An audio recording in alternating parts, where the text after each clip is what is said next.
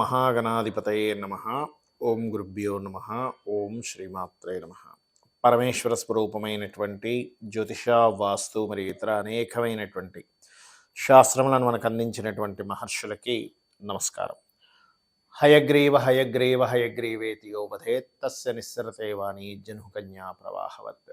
అరుణాం కరుణాతరంగితాక్షీం ధృతపాశాంకుశపుష్పబాణచాపాం అనిమాదిభిరావృతాం మయూకైః అహమిత్యేవ విభావయే భవానీ. శ్రీమాత్రే నమః.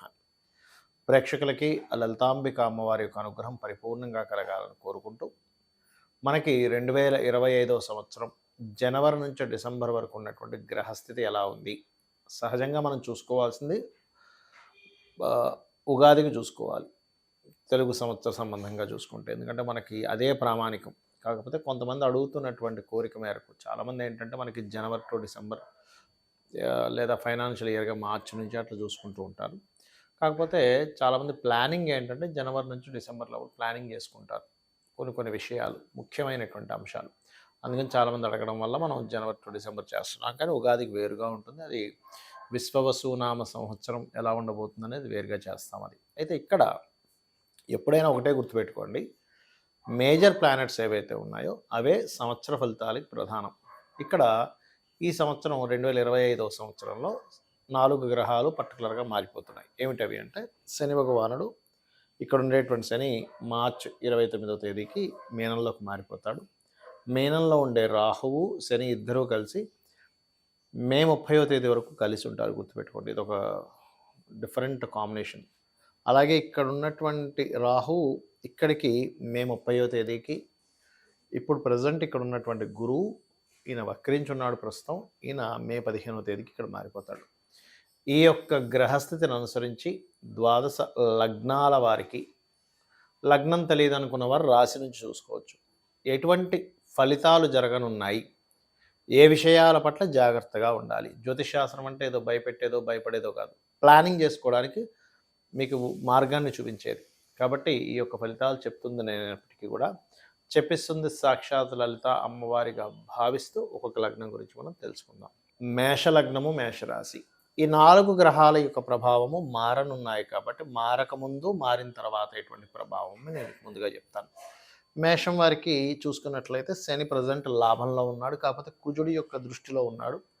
రావాల్సిన లాభాలకు సంబంధించిన విషయాలు వస్తుంటాయి, కానీ స్ట్రెస్ఫుల్గా వస్తుంటాయి. ఇది కాకపోతే ఎప్పుడైతే మీకు మే 29వ తేదీ నుంచి మారుతున్నాడో ఏలినాడు శని ప్రారంభం అవుతుంది మేషం వారికి. ఏలినాడు శని ప్రారంభం అయ్యే సమయంలో 1-2 నెలలు మాత్రం శని రాహువులు కలిసి ఉంటున్నారు 12వ స్థానంలో. అంటే ఏమిటి, ఈ సమయంలో కొంత మీకు విదేశాలకు వెళ్ళడానికి యోగం పుడుతుంది, ఇది ఉద్యోగరీత్యా. కానీ ఖర్చుల విషయంలో ఎక్స్పెండిచర్స్ అండ్ ఇన్వెస్ట్మెంట్స్ అంటాం, ఆ యొక్క విషయాల్లో కొంత జాగ్రత్తగా ఉండాలి. ఏలినాడు శని ప్రారంభమైనప్పుడు ఇక్కడికి వచ్చిన తర్వాత ఈ 2.5 సంవత్సరాలు మీరు ఏ రూపాయి ఖర్చు పెడుతున్నా ఇది నేను సరైనటువంటి దానికి పెడుతున్నాను లేదా అనేటువంటి చూసుకోవాలి. ఇది ముఖ్యంగా శని మారిన తర్వాత చూసుకోవాల్సిన అంశము. మరి ఆ ఖర్చులు ఎక్కువ అవ్వకుండా ఉండాలి అంటే సింపుల్గా ఏమీ లేదు, మీరు శని రాహు గ్రహాల దగ్గర దీపారాధన చేయండి, లేకపోతే నువ్వులు మినుములు దానం ఇవ్వండి, సరిపోతుంది. ఇక రెండో విషయము, ఇక్కడ ఈ మేషలగ్నం వారికి ఎప్పుడైతే మే 15వ తేదీ వరకు ఇక్కడ ఉంటాడు గురువు, దాని తర్వాత ఇక్కడికి వెళ్తాడు. ఎప్పుడైతే ఇక్కడికి వెళ్తాడో 3వ స్థానంలో, అంటే 12వ అధిపతి 3, 12 అంటే విదేశాలు, 12 అంటే ఖర్చులు, 3 అంటే మధ్యవర్తిత్వము లేకపోతే మీడియేటింగు, ఒక మార్కెటింగ్ రిలేటెడ్ అన్నదమ్ముల విషయాలు చెప్తుంది 3వ స్థానం. అంటే మీ యొక్క సిబ్లింగ్ ఎవరినైనా విదేశాలకు పంపించడానికి అనుకూలత, లేదా మధ్యవర్తిత్వంగా ఉండేటువంటి మీరు కొంత ఇన్వెస్ట్మెంట్ చేయవలసిన పరిస్థితి ఉంటుంది. సో ఆ యొక్క విషయాల్లో కొంత జాగ్రత్తగా ఉండాలి అనేటువంటి చెప్తుంది. అలాగే మరొక విషయం ఏంటంటే, ఇక్కడ దీంతో పాటు ఇక్కడ ఎప్పుడైతే ఈ 9వ అధిపతి కూడా అవుతాడో, ఇక్కడ 12వ అధిపతితో పాటు 9వ అధిపతి కూడా అవుతాడు గురువు, ఎప్పుడైతే ఇక్కడికి వస్తున్నాడో, ఇది పర్టికులర్గా ఏంటంటే 3వ స్థానంలో ఉండేటువంటి గురువు మీకు పూర్వజన్మ కర్మ వల్ల, ఒక్కోసారి చూడండి కొంతమంది వెతుక్కుంటూ ఉంటారు, నాకు గురువు కావాలండి, నాకు గైడ్ చేయడానికి, మంత్రం ఇవ్వడానికి అని. అక్కడ గురువుని లభించేలా చేస్తుంది జూపిటర్ 3వ స్థానంలో ఉన్నప్పుడు. ఎందుకంటే 3వ స్థానం ఈజ్ కమ్యూనికేషన్స్ హౌస్ అంటారు దాన్ని, అది. అలాగే ఈ కేతువు ఎప్పుడైతే ఇక్కడికి వెళ్తాడో, ఇక్కడ ఉన్నంత కాలము మేషం వారు తీసుకోవాల్సిన ముఖ్యమైన జాగ్రత్త ఏమిటంటే, మే 30వ తేదీ వరకు కేతువు మారడు కాబట్టి ఇక్కడే ఉంటాడు. కాబట్టి అప్పులు ఇవ్వడము, తీసుకోవడము సర్వసాధారణంగానే మీకు పూర్వజన్మ కర్మ దేనితో లింకప్ అయ్యి అని చెప్పాను. చాలా సార్లు వీడియోలో చెప్పా. పూర్వజన్మ కర్మ మీరు అప్పులు ఇవ్వడం, తీసుకోవడం మీదే ఉంటుంది. మిమ్మల్ని ఇరికించడం అన్నా, పైకి తీసుకెళ్ళడమైనా. కాబట్టి 99% ఆఫ్ పీపుల్‌కి ఇరికించడం దాని ద్వారానే ఇరుక్కుంటారు కాబట్టి, అప్పుల వల్ల ఇరుక్కుంటారు కాబట్టి, మే 30వ తేదీ వరకు జాగ్రత్తగా ఉండండి అప్పుల విషయంలో. దాని తర్వాత పంచమంలోకొస్తున్నాడు. పంచమంలోకొచ్చినప్పుడు మాత్రం కొన్ని ప్రేమ వ్యవహారాలకు సంబంధించిన విషయంలో చిన్న చిన్న డిస్ప్యూట్స్ ఇస్తాడు. రాజకీయంగా మాత్రం మంచి యోగం ఇస్తాడు సింహరాశిలో కేతు వచ్చినప్పుడు మేషం వారికి. మూడో విషయం ఏంటంటే పర్టిక్యులర్‌గా గుర్తుపెట్టుకోండి. ఈ పంచమంలో కేతు సంచారం జరిగేటప్పుడు సంతానంతో కూడా కొంచెం సంతానాన్ని దూర ప్రాంతాలకు పంపించడము, ఉద్యోగం కోసమనో, చదువు కోసమనో ఇటువంటివి కూడా జరుగుతాయి. ఇక మీరు చేయవలసిన దేవతారాధన ఏమిటి అంటే సూర్య నమస్కారాలు రెగ్యులర్‌గా చేసుకోండి. అదేవిధంగా ఇంకొక విషయం, ఈ లాభంలోకి వెళ్తాడు రాహు. లాభంలోకి వెళ్ళినప్పుడు ఆన్‌లైన్‌లో చేసే బిజినెస్ వారికి చాలా బాగుంటుంది. సూర్య నమస్కారాలు చేసుకోండి. కేతువు ఎప్పుడైతే పంచమంలోకి వస్తాడో గణపతి యొక్క ఆరాధన చేయండి. అన్ని విధాలా బాగుంటుంది. దేశకాల సంబంధంగా కలిగేటువంటివి ఎటువంటివి ఉంటాయి సర్వసాధారణంగా ఈ యొక్క గ్రహాలు మారినప్పుడు అంటే, మనము గత వీడియోలో చెప్పుకున్నాం ఒక 1.5 ఇయర్ బ్యాకే. ఏంటంటే శని ఒక్కొక్క రాసుల్లో ఉన్నప్పుడు ఒక్కొక్క రెవల్యూషన్ తీసుకొస్తాడు. బిజినెస్ పరంగా చాలా మార్పులు తీసుకొస్తాడు అని. శని మనకి కుంభంలో వచ్చే ముందే మనం కుంభంలోకి వస్తున్నప్పుడు చెప్పుకున్నాం. టెక్నాలజీ వైజ్‌గా, బిజినెస్ వైజ్‌గా చాలా మార్పులు తీసుకొస్తాడు అని. అదే మనకి 30 సంవత్సరాల క్రితం చూసుకుంటే గనక కంప్యూటర్ అనే దాన్ని పెంచుకుంటూ వచ్చాడు 30 ఏళ్ల నుంచి. ఇప్పుడు శని ఇక్కడికి వచ్చేసరికి ఏమైంది? ఏఐ అనేటువంటిది ఇచ్చాడు. మీనంలోకి వెళ్ళినప్పుడు ఏమవుతుందంటే సర్వసాధారణంగా అక్కడ ఫైనాన్షియల్ రిలేటెడ్ సంబంధించిన విషయంలో అనేకమైనటువంటి మార్పులొస్తాయి. ఫైనాన్స్ వాడే విధానంలో కొన్ని కట్టడులు, కొన్ని ధర్మ సంబంధం కొన్ని కట్టడులు ఏర్పడతాయి. ఒకటి. రెండవదేంటంటే ప్రతి ఒక్కరూ కూడా ఉపాసన చేయవలసిన పరిస్థితి వస్తుంది. అంటే ఏదైనా ఒక దీక్షలాగా కానివ్వండి, ప్రతి ఒక్కరు కూడా ఒక అనుష్ఠానం తీసుకోవాల్సిన పరిస్థితి ఉంది. ఎందుకంటే ఇక్కడి నుంచి శని ఇక్కడి నుంచి మీనంలోకి, మేషంలోకి వెళ్ళినప్పుడు మనం గతంలో చెప్పుకున్నాం ఒకసారి. ఏంటంటే మేష శని సంచరించేటప్పుడు 6.5 సంవత్సరాలు దాదాపుగా మీరు గమనించండి. ఇక్కడ ఏఐ ఎప్పుడైతే వస్తుందో మనకి సొసైటీలో కూడా చాలా మార్పులు వస్తున్నాయి. ఎవరికి వారు సొంతంగా ఏదైనా చేసుకోవాల్సిన పరిస్థితి రాబోతుంది అని మనం 1.5 ఇయర్ బ్యాక్ ప్రిడిక్ట్ చేసాం. అన్ని ఉద్యోగాల మీద ఆధారపడి ఉండకండి. ఉద్యోగం మీద ఉన్నప్పటికీ సైడ్ ఒకటి చేస్తూ ఉండండి. అది చాలా ముఖ్యమైనటువంటిదని. సో ఇది ఏ రకంగా అయితే ఎవరికి వారు సొంతంగా చేసుకోవాలో, ఎందుకంటే న్యాచురల్ మేషంలోకి ఎప్పుడైతే శని సంచారం జరుగుతుందో, సో న్యాచురల్ 10th లార్డ్ వచ్చేసి లగ్నం మీద అంటే మేషం మీద ప్రభావం చూపిస్తుంది. అంటే ఓన్లీ వర్క్‌నే నమ్ముకుంటే చాలా ప్రమాదం ఇక్కడ. ఇదేదో మిమ్మల్ని భయపెట్టడానికి కాదు, మిమ్మల్ని ముందుగా హెచ్చరిస్తూ మీరు బాగుపడాలని చెప్తున్నటువంటి అంశం.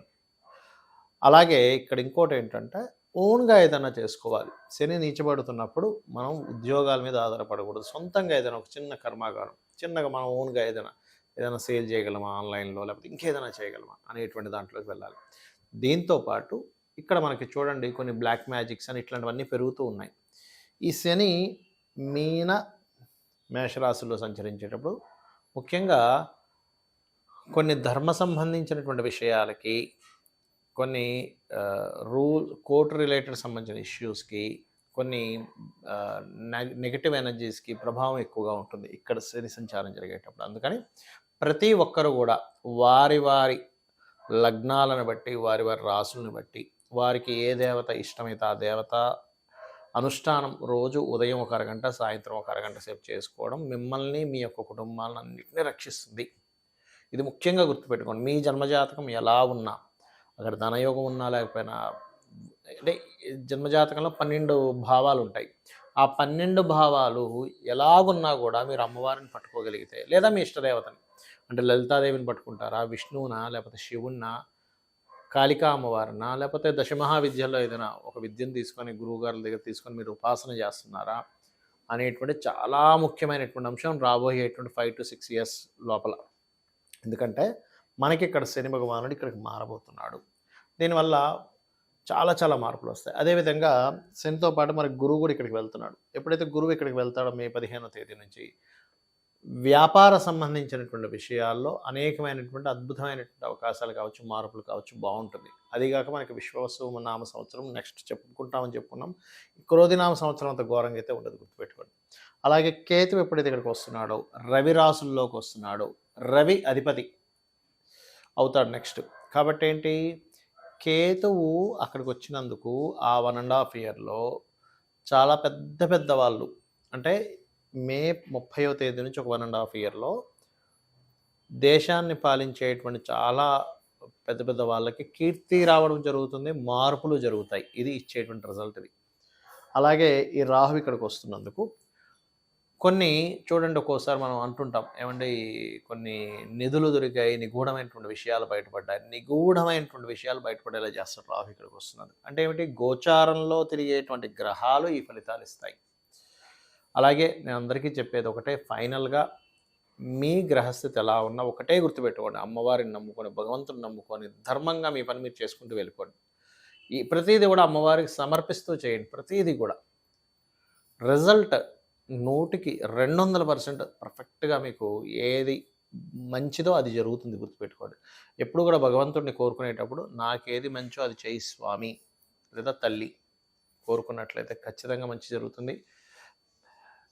ఇక్కడ ఒకటేంటంటే మెయిన్‌గా ఈ మీన, మేషరాశుల్లో సంచరించేటప్పుడు వీలైనంత మట్టుకు కాలభైరవుణ్ణి కానీ లేదా కాళికా అమ్మవారిని కానీ ఎవరైతే ఎక్కువగా స్మరిస్తారో, మీ ఇష్టదైవాన్ని కూడా స్మరించుకోవచ్చు, దానికి ఏం ప్రాబ్లం లేదు. ఇంకొంచెం నెగెటివ్ ఎనర్జీస్ లాంటివి ఏవి కూడా ప్రభావం పడకుండా ఉంటుంది. ఇది గుర్తుపెట్టుకోండి. శ్రీమాత్రే నమః.